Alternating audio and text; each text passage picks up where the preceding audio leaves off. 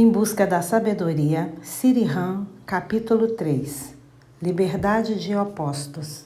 A expressão caminho do meio, usada nos ensinamentos budistas, foi interpretada como um caminho da vida que evita os excessos do ascetismo e da automortificação de um lado, e a indulgência na busca de prazeres na luxúria de outro. Possivelmente, Buda referiu-se às condições que havia na Índia no seu tempo e usou a expressão principalmente com referência a elas. Mas ela é susceptível de um significado muito mais amplo. Os extremos mencionados representam um par de opostos.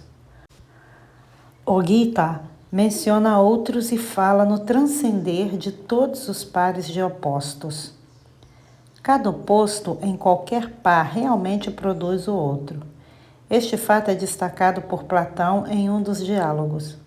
Uma pessoa que irá a um extremo, após algum tempo, tenderá a deslocar-se ao extremo oposto. A partir de uma ação violenta, que com certeza experimentar-se-á, surgirá uma repercussão que levará na direção oposta. Com efeito, cada oposto sutilmente oculta a natureza do outro. Tomemos um exemplo. O tipo de coragem que é induzido na pessoa pela autossugestão ou pela simulação de um semblante exageradamente destemido realmente constitui uma máscara de medo. Como você tem medo, no seu íntimo você se reveste de ares que surgem o oposto do medo. Esta coragem aparente não dura muito. Também nos assuntos humanos verifica-se o constante jogo de opostos. Onde há tirania ou opressão, a revolta sempre é provocada, seja ela aberta ou forçada a silenciar ou a ocultar-se.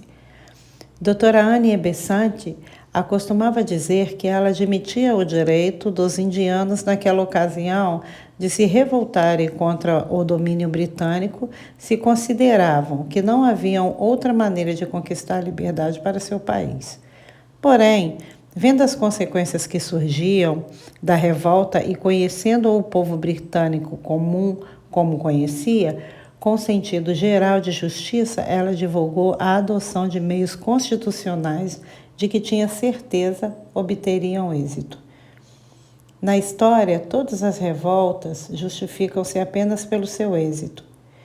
Se você falhar, você é o traidor. Se você tiver êxito, você é o pioneiro, o pai da nação, o libertador, o grande herói. Estes títulos são outorgados aos homens que se revoltam com êxito e não àqueles que defendem uma causa, até mesmo quando todas as probabilidades forem contrárias e sem qualquer perspectiva de sucesso. Com frequência, as forças revoltosas, ao terem êxito, estabelecem uma tirania própria. Com relação ao povo em geral, verifica-se nada além de uma troca de senhores, talvez com um sistema diferente, com a mesma ditadura que antes reinava. O fato é que toda a natureza é governada pela lei de ação e reação, e todas as leis com as quais estamos familiarizados são mecânicas.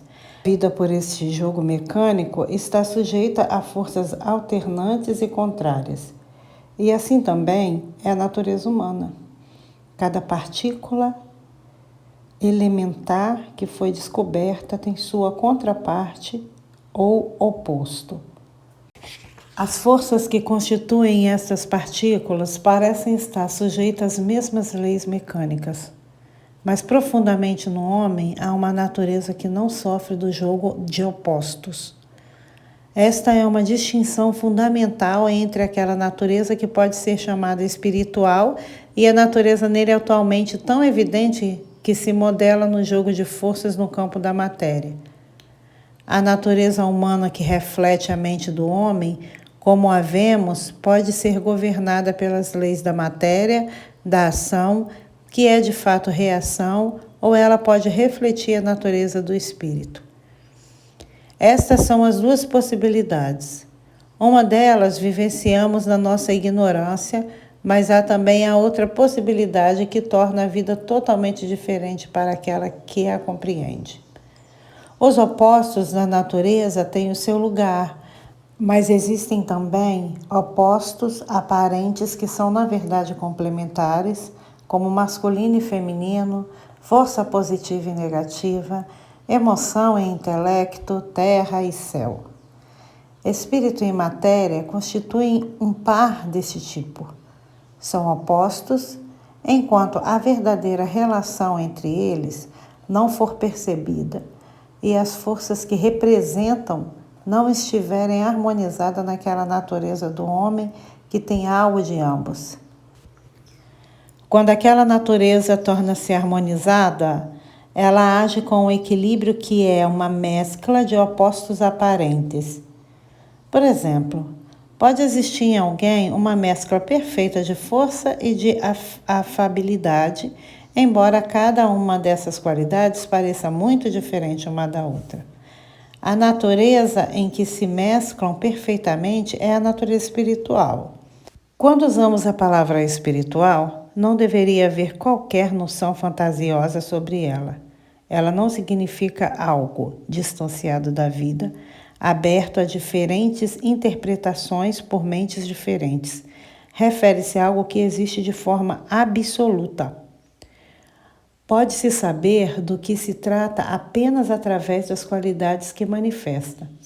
Para obter a verdadeira compreensão de algo, será necessário olhar para os fatos envolvidos, evitando ideias que são meras projeções a partir de uma base de ignorância.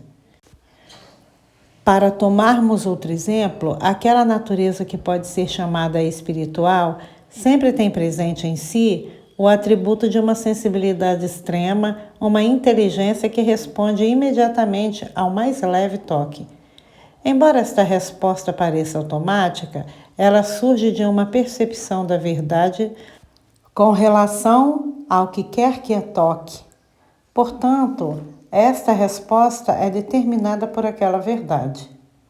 É a resposta de uma natureza que é suscetível, porém não influenciada.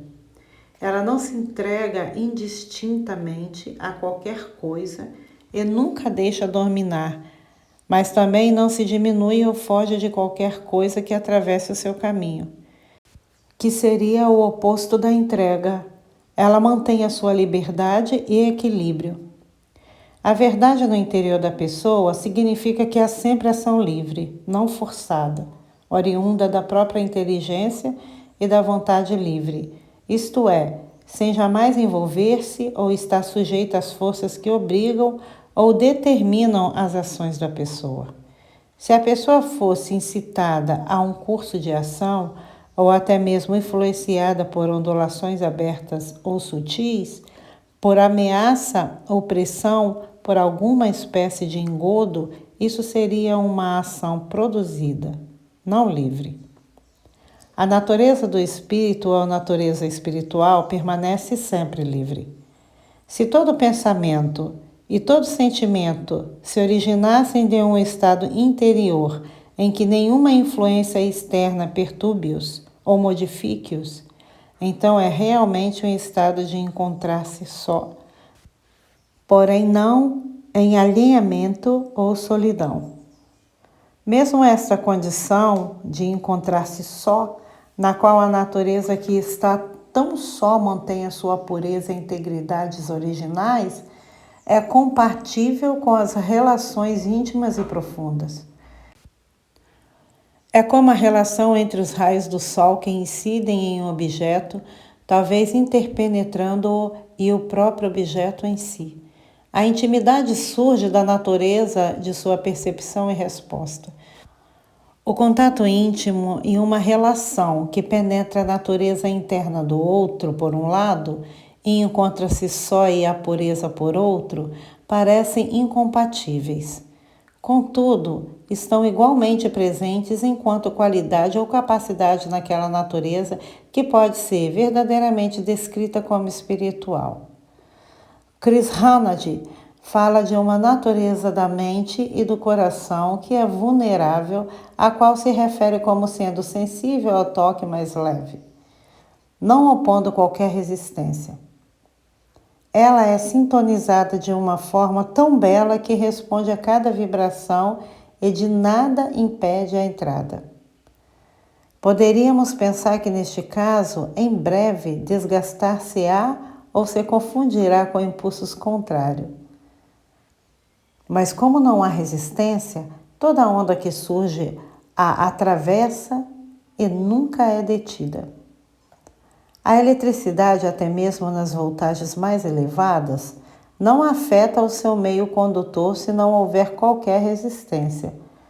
Se alguém for ferido ou ofendido por alguma coisa que aconteça ou por alguma observação que lhe seja feita, ou ao seu respeito, é porque existe nele um eu que resiste e ressente-se. Mas é possível chegar a uma condição interna em que a pessoa não é ferida de modo algum.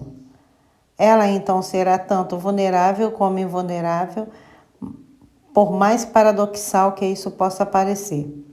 Aquilo que imaginamos ser o eu próprio, é um sentimento sombrio e difuso, difícil de localizar, que surge de uma condição de estar encerrado ou encontra-se em um invólucro, no qual todas as reações estão confinadas e que, portanto, permanecem existindo na maior parte de forma subconsciente, submetendo-se a permutações e combinações. O fato de que isso ocorre pode ser compreendido por qualquer um de nós, desde que se observe a si mesmo cuidadosamente. Este é uma entidade ilusória que guarda muitas forças de naturezas variadas e contrárias e dá origem ao jogo de opostos. Ela divide uma natureza que, do contrário, seria homogênea em seções que variam reciprocamente. O Gita descreve uma estrutura da mente, um estado de espírito que não é assim dividido e que é igual a uma relação a amigo e inimigo, o mesmo na honra ou na desonra, entre o êxito ou o fracasso. Comumente, quando encontramos o êxito, prosseguimos alegremente e ficamos exaustantes e felizes, mas quando encontramos problemas e derrotas, ficamos acabrunhados e deprimidos. No entanto, pode-se estar no estado de equilíbrio que se origina de pura simplicidade de aceitar o que quer que seja em fazer o que vale a pena ser feito em qualquer circunstância. É um estado da mente e do coração de extraordinária beleza o que encara as coisas desta maneira. Esta equanimidade ou igualdade de espírito é descrita pelo Gita como yoga, na verdadeira acepção da palavra, um estado unificado. E é este estado unificado que é o estado verdadeiramente natural em que a unidade do espírito obtém e manifesta suas potencialidades e harmonia. Vemos diferença em todas as partes da natureza. As diferenças que existem na natureza das coisas, no campo da matéria, são refletidas no campo da mente e das emoções e ali geram reações, enquanto ainda se encontra em um estado de inconsciência. O Gita fala da liberdade dessas reações que são prazeres e desprazeres, paixões, avidez, ódio e inveja. Quando as reações cessam de existir, há um espírito de igualdade no coração das pessoas, boa vontade comum, preocupação e consideração em relação a todos. O elevado e o usual, o simples e o erudito, e assim por diante. A natureza em que se manifesta esta mesma atitude é a natureza verdadeiramente espiritual. O homem espiritual pode possuir o conhecimento tanto da ciência como do ocultismo. Abre aspas, este último também é uma ciência, fecha aspas. Mas ele carregará este conhecimento suavemente como se existisse e ao mesmo tempo não existisse. Assim, no seu caso, o conhecimento coexistirá com a inconsciência.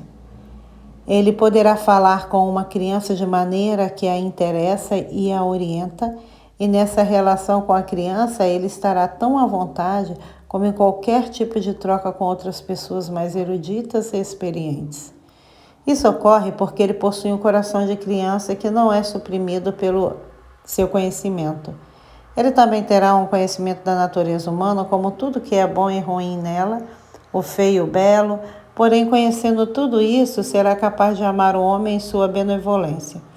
O conhecimento do mundo, com todos os elementos desagradáveis dos homens e impolitez, a corrupção, as tentações oferecidas e aceitas, e, acima de tudo, a brutalidade, poderiam parecer incompatíveis com o amor que se associaria a um coração puro e inocente.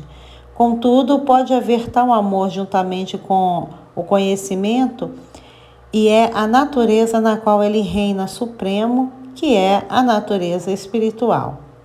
É uma natureza que responde à verdade em tudo, ou, para usar outra palavra que neste contexto é sinônimo de verdade, a beleza nela inerente. A resposta mais natural àquilo que é belo não é apenas a beleza exterior de uma pessoa, mas também a beleza interior, a luz nela oculta, é o amor. Quando se reage ao vulgar, como muitas pessoas parecem fazer atualmente, quando a resposta está com os impulsos físicos de luxúria, também acentuados na atualidade, esta é a resposta do eu. A resposta pura é de uma natureza diferente, que é uma natureza de autonegação. Em um estado de negação absoluta na própria pessoa, que é a negação do eu, a ação que se instala surge livremente a partir da verdade que então se manifesta em lugar do eu. A sua ação é como aquela do artista perfeito que conhece intuitivamente por onde traçar as linhas. Da mesma maneira, sabe-se então aquilo que está certo e aquilo que não está. A pessoa expressará em seu trabalho uma disciplina natural, inata, que consiste em evitar aquilo que é grosseiro ou prejudicial, aquilo que é desproporcional ou não belo. A partir do estado de negação, surge uma energia positiva que possui grande inteligência ou sentido inato. É a energia do eu uno, do pensamento filosófico indiano. Aquele eu uno está só porque não tem outro a acompanhá-lo. Estando só, está sempre puro e não afetado por qualquer coisa que possa surgir e com ele estabelecer contato. A natureza daquele eu, ou a natureza do estado negativo, não há divisão, nenhum conflito. Por não ser afetado, está para sempre isento das contrariedades do equilíbrio dos opostos. Contudo, age sempre baseado em 1001 maneiras, a partir da sua própria liberdade, porém sempre de tal forma que nunca perde aquela liberdade. E este é o caminho certo e o caminho perfeito. Pode parecer paradoxal que um estado de liberdade possa conter dentro de si o segredo da correção absoluta, bem como a perfeição. Isso ocorre assim porque compreendemos a liberdade de um sentido que não é liberdade real, uma condição que não está sujeita à atração ou à repulsão. Nessa condição, a ação está de acordo com uma lei inata que em um indivíduo